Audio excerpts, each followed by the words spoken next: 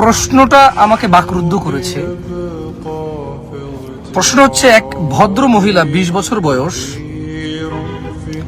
কথাটা মনোযোগ দিয়ে শুনবেন যারা আপনারা। আমার মনে হয় বাংলাদেশে বহু ঘরে বহু মেয়ে এই প্রবলেমে আসে এবং বহু ছেলে নিজেকে সাধু মনে করতেছে আর বহু মেয়ে নিজেকে ভালো মনে করতেছে, অথচ তাদের অবস্থা এমন। যারা আছেন মনোযোগ দিয়ে শুনবেন, কেমন উল্টাপাল্টা কোনো প্রশ্ন করবেন না, লাইভের মধ্যে কোনো প্রশ্ন করবেন না, মনোযোগ দিয়ে কথাটুকু শোনেন, দেখেন আপনি অবাক হন কিনা। আমি অবাক হয়েছি। লিখলেন যে, আসসালামু আলাইকুম হুজুর, আমি একজন মেয়ে, আমার বয়স 20 বছর, আমি এখন স্টুডেন্ট।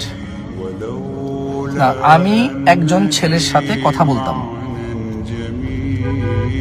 ওই ছেলে সৌদি থাকতো, আজকে 1 বছর হয়েছে আমরা বিয়ে করছি। কথাটা খেয়াল করবেন, পয়েন্ট টু বি নোটেড। আমি আবারও বলি, পয়েন্ট টু বি নোটেড। মেয়ে বলতেছে যে ওই ছেলের সাথে মেয়ের বিয়ে হয়েছে, কিন্তু কিভাবে বিয়ে হয়েছে দেখেন। বলে যে কিন্তু বিয়েতে কোনো সাক্ষী ছিল না। 1 নাম্বার পয়েন্ট, বিয়েতে কোনো সাক্ষী ছিল না। 2, কাজীও ছিল না। 2 number point to be noted. 3, উনি শুধু, মানে ওই ছেলে যে সৌদিতে থাকতো, সে শুধু কাবা শরীফে গিয়ে, মানে ওই ছেলে কাবায়, বাইতুল্লাহ, আল্লাহর ঘরে গিয়ে 2 রাকাত নামাজ পড়ে আল্লাহকে সাক্ষী করে বিয়ে করছে। চিন্তা করছে, 20 বছরের মেয়ে ইসলামে বিয়ের পদ্ধতি জানে না। প্রশ্নটা কিছুটা এমন হয়ে গেছে যে ফজরের 2 রাকাত নামাজে 3টা রুকু দিছে, 6টা সিজদা দিছে, অথবা ফজরের 2 রাকাত নামাজে রুকু ছাড়া সিজদা একটা দিয়ে কোনো বৈঠক টৈঠক না করে কেউ একজন নামাজ পড়ে ফেলছে। আপনার কাছে যতটা অবাক লাগবে এই প্রশ্ন, আমার কাছে ততটা অবাক লাগছে। 20 বছরের যুবতী মেয়ে বলছে যে সৌদি এক ছেলের সাথে কথা বলতো, ওই ছেলে বিয়ে করছে কিভাবে? বাইতুল্লাহ, আল্লাহর ঘরে গিয়ে 2 রাকাত নামাজ পড়ে আল্লাহকে সাক্ষী রেখে যা করছে এটাকে নাকি বিয়ে বলে। আমি টাইটেল দিতে চাইছিলাম বহুবার যে বাইতুল্লাহকে সাক্ষী রেখে জিনা মানুষ হালাল মনে করে, কিন্তু পরে চিন্তা করলাম আমার এটা কেমন দেখায়, পরে আমি টাইটেলটা দেই নাই। আমি মনে 10টা টাইটেল লিখছি এই লাইভে আসার আগে, একটা টাইটেল আমি দিতে পারিনি। শেষ পর্যন্ত আমি টাইটেল ছাড়া লাইভে আসছি, আমি নিরুপায় হয়ে। মেয়ে 3টা পয়েন্ট। 1, বলছে যে কোনো সাক্ষী ছিল না, তার মানে মেয়ে মনে করছে যে কোনো মানুষ যদি থাকে সাক্ষী তাহলে হয়ে যাবে বিয়ে, কিন্তু সাক্ষী হইতে হয় মেয়ের বাবা।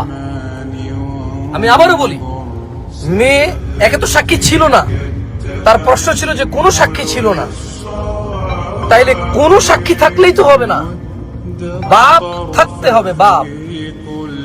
তাইলে না যাইয়া আপনার মেয়ের বিবাহ, বাপ হচ্ছে ওলি থাকবে, ঠিক না? মেয়ে বলছে কোনো সাক্ষী ছিল না, তার মানে মেয়ের ধারণা যে কোনো বেটা থাকলেই হয়ে যেত, কিন্তু যে কোনো বেটা থাকলেই হইতো না, বাপ থাকা লাগতো। দ্বিতীয়ত বললো যে 2 রাকাত নামাজ মক্কায় গিয়ে পড়ে আল্লাহকে সাক্ষী রেখে বিয়ে করছে। তো বিয়ে কি মানুষ 2 রাকাত নামাজ পড়ে আল্লাহকে সাক্ষী রেখে বিয়ে কিছু করলে এটাকে বিয়ে বলবে? হ্যাঁ, এটাকে কি বিয়ে বলে? বিয়ে তো সাক্ষী থাকবে বাপ, বাপ তার মেয়েকে এত টাকা দেন মোহর ধার্যে ওই ছেলের কাছে, অমুকের ছেলে অমুকের কাছে বিয়ে দিবে, ছেলে কবুল করবে, গ্রহণ করবে, এটা হচ্ছে বিয়ে। কিন্তু সে বললো যে 2 রাকাত নামাজ মক্কায় গিয়ে পড়ে, বাইতুল্লাহ গিয়ে পড়ে তারপর আল্লাহকে সাক্ষী রেখে বিয়ে করছে, অথচ সেটা তো বিয়ে না, জেনা ব্যভিচার।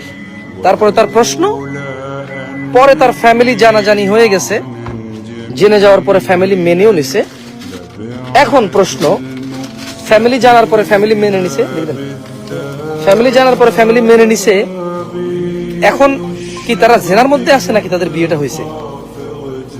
তার মানে সে নিজে অকপটে স্বীকার করলো যে বাইতুল্লাহ গিয়ে 2 রাকাত নামাজ পড়ে আল্লাহকে সাক্ষী রেখে তার তথাকথিত ধার্মিক হাজব্যান্ড তার সাথে জেনার সম্পর্ক স্থাপন করেছে। আমি বলি নাই, সে নিজে বলতেছে যে পরে তার ফ্যামিলি জেনে গেছে, জেনে যাওয়ার পরে মেনে নিছে। তো এখন কি তাদের বিয়েটা হয়েছে যেহেতু ফ্যামিলি মেনে নিছে, নাকি তারা জেনার মধ্যে আছে? একজন মানুষ যখন জেনা ব্যভিচারে লিপ্ত হয় কতটা জঘন্য হয়ে যায় মানুষ। আল্লাহর ঘর বাইতুল্লাহ যেখানে গিয়ে মানুষ সমস্ত গুনাহ সাফ করে আসে, সেই বাইতুল্লাহকে ব্যবহার করে জিনার ব্যবস্থা করে মানুষ। ছোট ভাই এবং বোন আমার, তোমরা যারা বিবাহের পূর্বে সম্পর্কে আছো, বিরত হও। তোমাদের ভাই আমি পরামর্শ দিচ্ছি, বিরত হও।